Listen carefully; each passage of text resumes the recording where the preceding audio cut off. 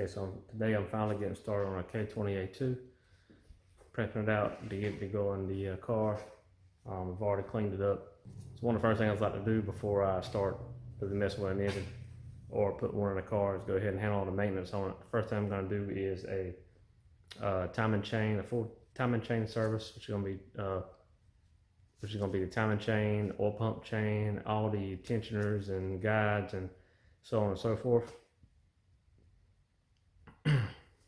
Also, while we got it out, since we are going forced induction, another thing I like to do, even though we're keeping the engine relatively stock, I like to go ahead and put a set of head studs in.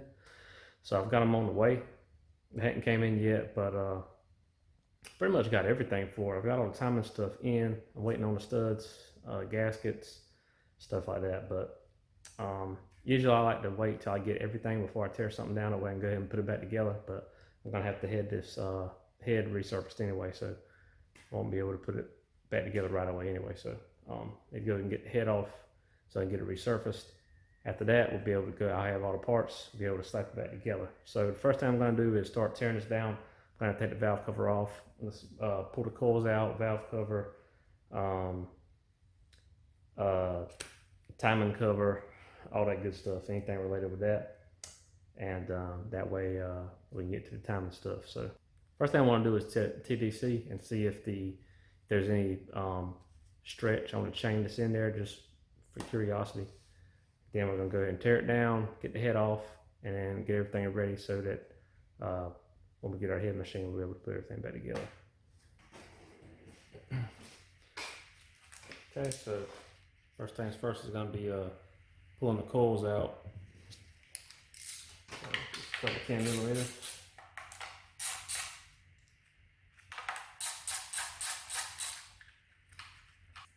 Okay, bolts out. I just simply pull your coils out one by one.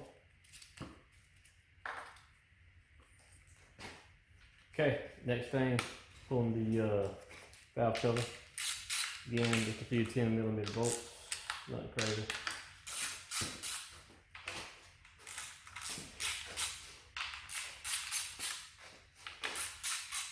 So we got six bolts. Okay, that should come right off.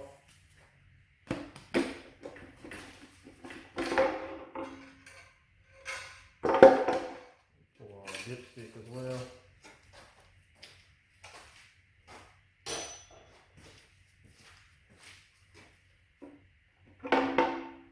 Okay. Yeah, everything actually looks really good in here. It's really nice. All right. I'm going to go ahead and pull the spark plugs out.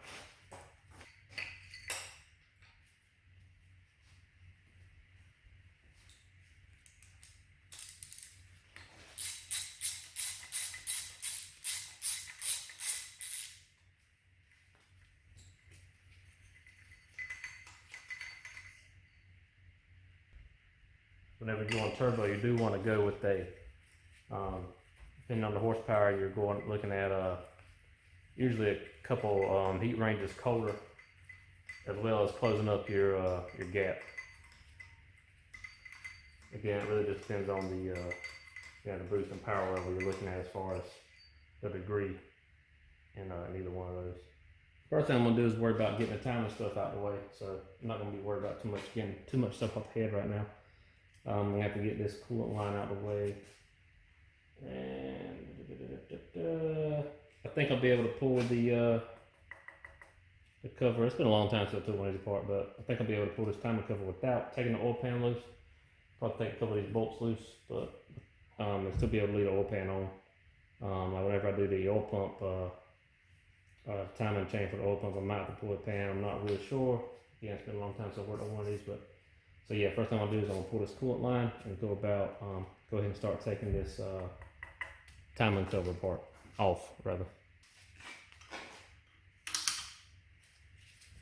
And I'm gonna replace these coolant lines since pretty sure these are the original ones, and they're almost 20 years old, so probably replace them with some silicone ones. Not that these rubber ones haven't done their job, but you know, if I'm going to replace them, I'd like to go ahead and upgrade if I can. Got that out of the way, so let's go ahead and looks like it's going to be all 10 millimeters. Pull this timing cover off. So.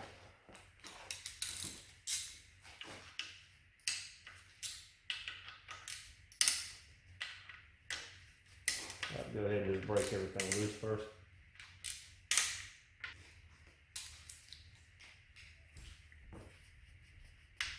There we go.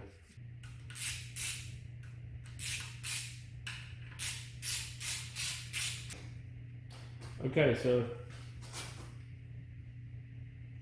yeah, it's like I got them all loose. So now I just want to pry it loose. It looks like this has never been taken off before, which is great. Because a lot of times somebody else comes back, man, just glob on a bunch of silicone and makes a mess. It's hard to get off. So I'm gonna take a small pry bar. There's a few places you can pry up against to kind of break this thing loose. Just want to be careful not to damage the mating surface.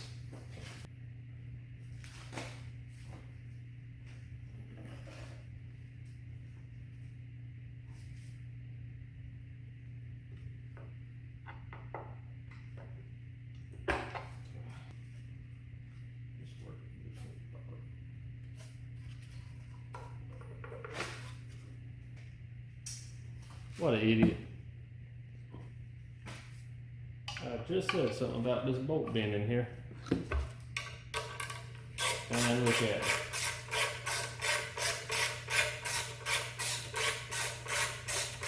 Idiot. Okay. What a dummy. Don't hold it against me. There we go. Works so much better when you do it the right way. Wow. Amazing.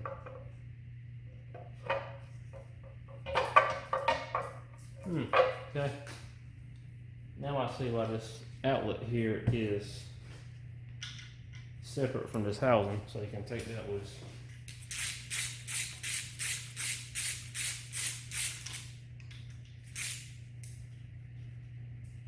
There's probably a O-ring in here.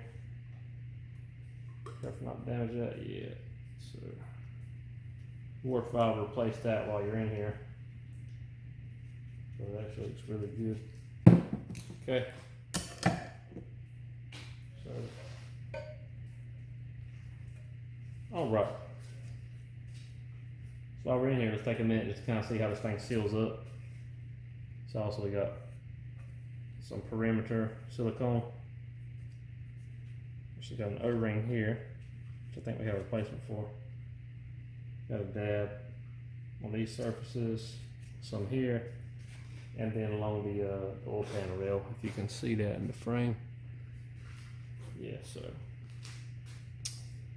All right, so I'm gonna put this to the side, and what I like to do is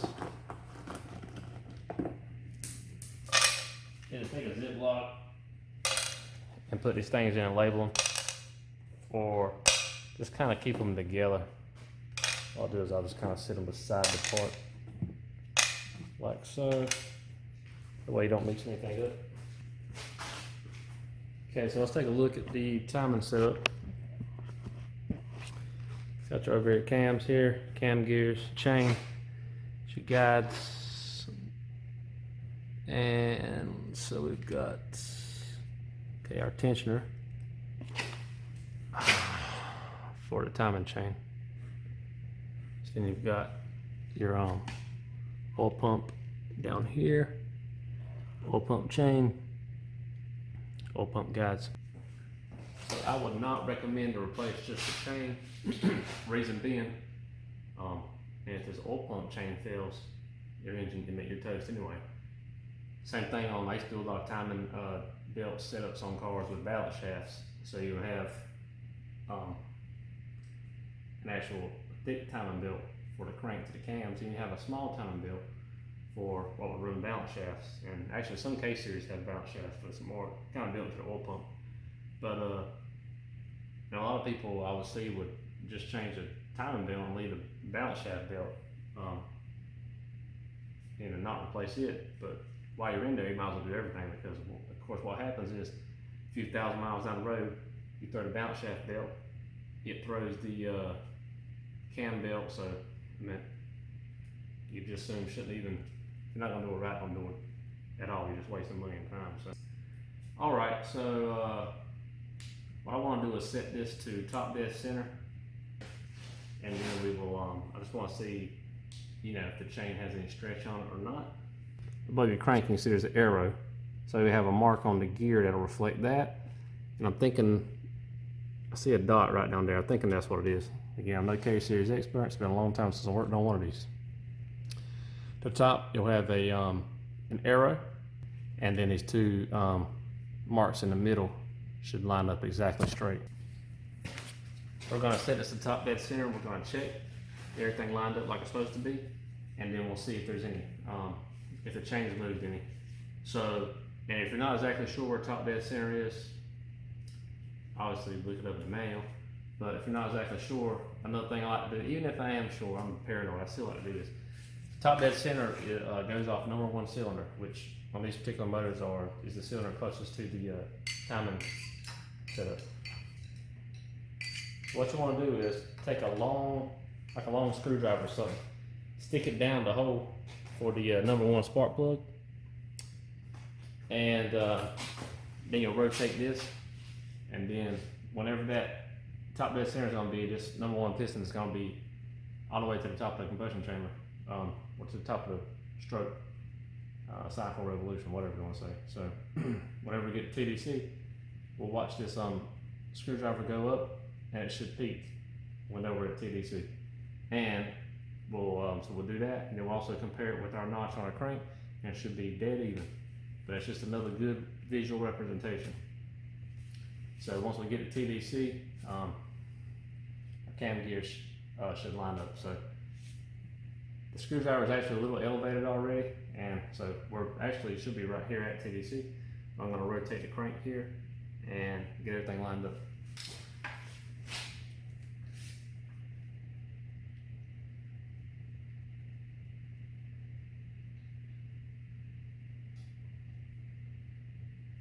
Okay, yeah, we're right there at, so we'll watch our screwdriver peak.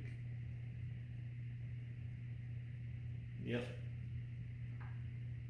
Exactly, yep, our screwdriver peaked. And our dot is completely lined up. Let me go past a little bit and sneak up on it. But you want to do it rotating the engine in a way that it's the way that it actually rotates when it's running.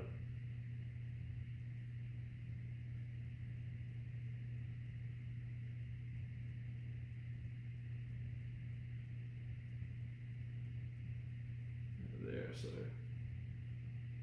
yeah, that's it. So let's see what we got. Okay, so our crank, let's look, there's our mark. Wait, let me get you focused here. So there's our, you can see our arrow, and you'll see right below it right here, there's that dot. Perfectly aligned, and like I said, can't really tell now, but our screwdriver peaked all the way up at the exact same time that we lined this dot up. Now let's look at our cam gears. Oh, so you can see just how far off they are.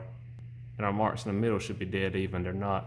So that tells us just how far this chain has stretched. So I'm gonna rotate it until those line up. Then we'll look and see where our crank is. Give us a representation of how far off the crank, the whole thing is. Okay. So now you can see how far off the dot is from the crank mark. So yeah. So it just goes to show you the importance of maintenance, especially before you're going to be modifying something. We're trying to make some horsepower out of it. Not only are you going to lose power by having a stretched chain, you run the risk of it jumping or maybe even breaking. So, and that is going to, in an interference engine, you're going to have pretty catastrophic issues. So take the time, do it right, and if you are gonna replace this stuff, I highly recommend using all OEM Honda stuff, or there are some good aftermarket stuff. But as far as a performance upgrade, But don't use cheap stuff. There are some places you can cheap on a car, but timing setup is never one. When in doubt, always just use OEM stuff. You're gonna pay for it. I think in the whole setup, what I got with the new chain, guides, tensioner, all this whole thing, the new seals and everything, I got like 500 in it just in replacing these things. And you know, we're not even getting into the horsepower or anything fun. That's just one of the things you gotta do. So definitely do this, and especially if you got a motor already out putting it in a car, definitely do it then, because it's going to be a whole lot easier than trying to do it in the car. You can do it in the car, but it's going to be a whole lot easier doing it while it's out. So now what I want to do is I'm going to go ahead and just take this stuff apart, and I'm not retaining any of these things, so I'm not going to have to be too careful with it, but I'll go ahead and pull this tensioner off. We'll get these guides out, and just got to get, then we'll start working on getting the head, where we can take the head off.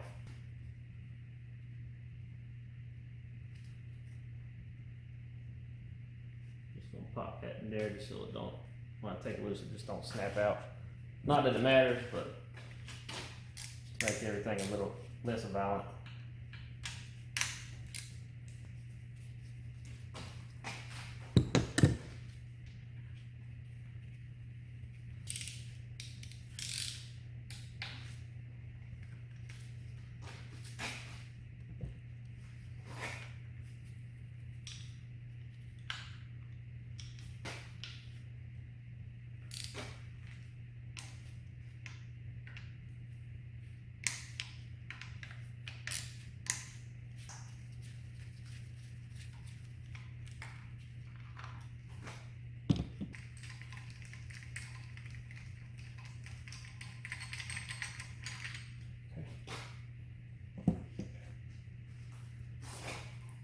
Chain off.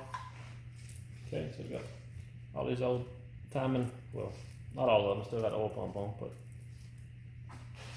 these old timing components out of the way. So the next thing we're gonna do is, so up next what I'm gonna do is I'm gonna start taking apart the valve train up here, pull the cams and everything out. That way we get everything disassembled so we can get the head yanked off. So I'll start just one by one pulling these cam caps. First thing I like to do is go ahead and just break them loose. So I'll come back and start taking them down.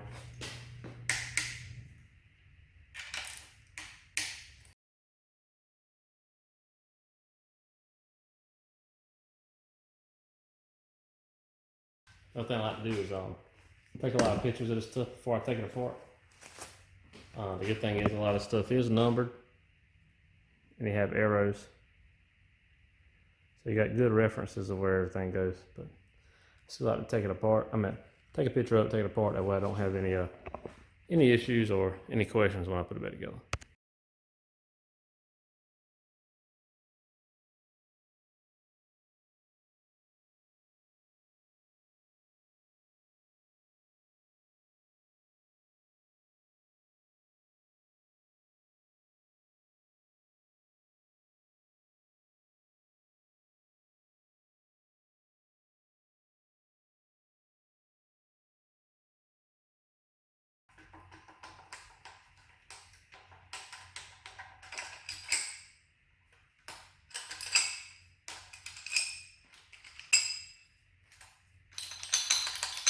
Okay, we're taking the cams, easily just slip out. Be real careful with these. I want to score anything on the journals, whether it be in the cam or the head.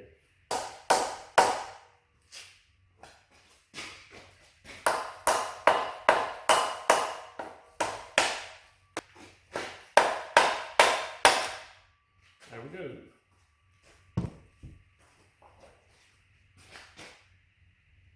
Okay. Try and keep everything kind of compressed here. Okay, so I got the rocker assemblies, cams, and everything out and safely put up. So now you can see these are head bolts. Here. So we're going to pull those out, get the head off. First thing we're going to do is, while it's bolted to this engine, just make it easier, I'm going to pull these heater pipes, water outlet, take solenoid. There's anything on here that needs to come off because it needs to be a bare head. So when I take it and get it machined, there's nothing in the way. We don't have to worry about anything breaking. So I'm going to do that. And I need to get these out as well. So, well, I'm not going to be deleting this one, but I'm deleting this one. I still need to get this loose. And I'm going to replace this hose as well, so I need to be gentle with it.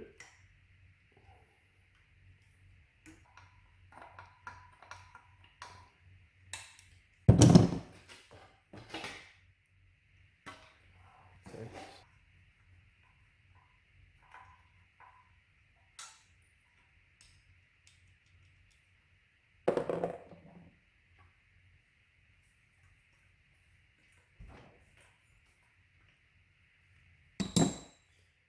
And of course, while this is apart, we're going to change all these seals and everything.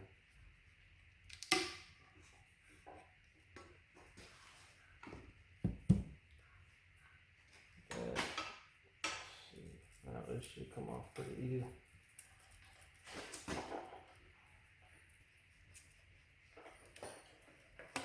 Okay. Got one sensor back here at the back.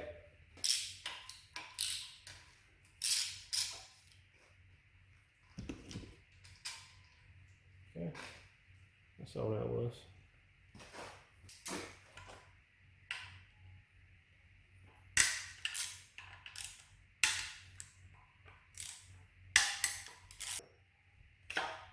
Okay, there we go. Camera off. Also, I need to replace that as well. These are a failure point on Hondas. These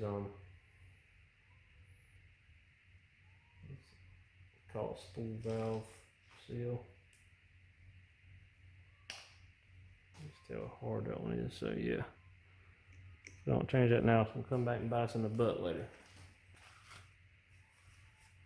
Okay, everything's pretty well off. Pull the head bolts, pull the head off. So I'll show you the bolts. We've got 2, 3, 4, 5, 10 bolts. So there's a sequence on these. So whenever you bolt a head on, you want to bolt start. First, I just lightly snug the bolts, just hand tight. Come back. You want to torque the center ones, and then work your way out. So a torque.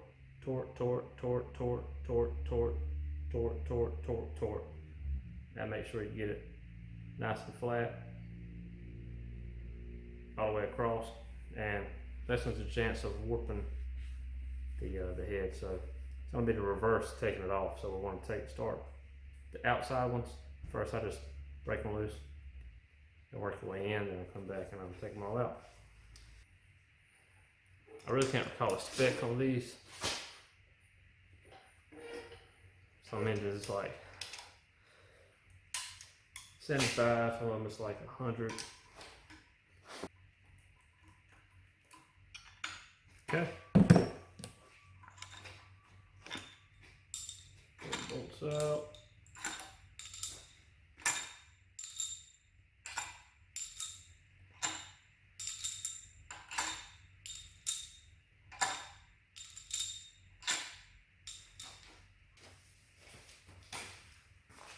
Okay, now we're ready to pull the head. It's going to be stuck on there. Now, if you've got a car that had a blown head gasket, a lot of times they'll be loose, but if not, which this one was not, okay, it's not too bad.